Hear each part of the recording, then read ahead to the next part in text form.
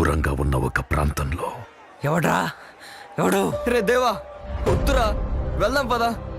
చెప్పరా ఎవడు? విడదీయలేని స్నేహం ఉండేది. నీకోసం ఎర్రైనా అవుతా, సొరైనా అవుతా, నీ ఒక్కడి కోసం. నువ్వు ఎప్పుడు పిలిచినా నేనిక్కడికొస్తా. ఈ కథ 1000 ఏళ్ల క్రితం మొదలైంది. మహమ్మద్ గజనీ, జంగీస్ ఖాన్ల కన్నా క్రూరమైన బందిపోట్లుండేవాళ్ళు. ఈ బందిపోట్లు కొన్ని వందల సంవత్సరాలు వాళ్ళకెదురు లేకుండా ఎదిగారు. ఆ ఖాన్సార్ అనే అడవిని ఒక కోటగా మార్చుకున్నారు. ఆ ఖాన్సార్ ఒక సామ్రాజ్యమైంది.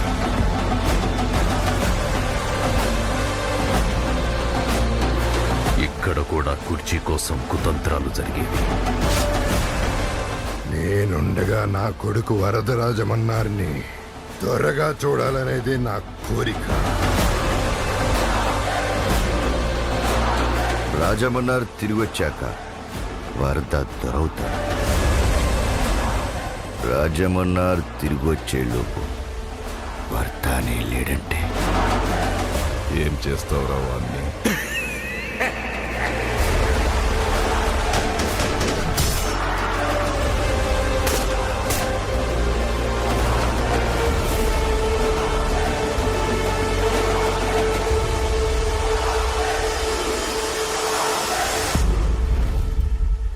నారంగ్ రష్యన్స్ తీసుకొచ్చుకున్నాడు. గురుంగు వాళ్ళు సెర్బియన్ ఆర్మీని తీసుకొచ్చుకున్నారు.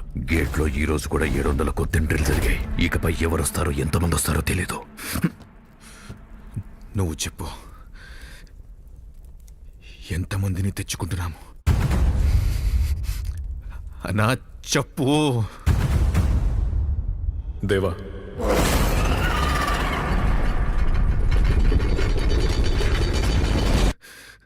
మన ఆర్మీ ఎక్కడుంది?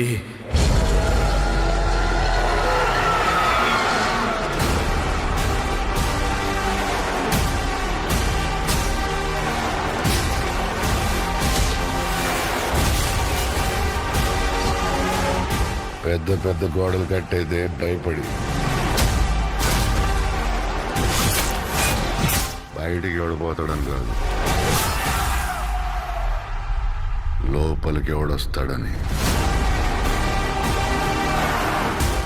We are all violent men.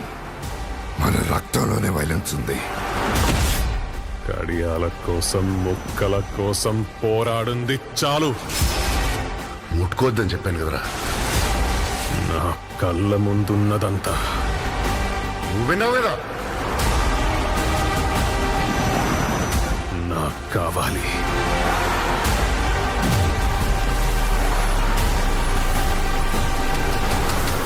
నిన్నెవ్వడూ ముట్టుకోకూడదు.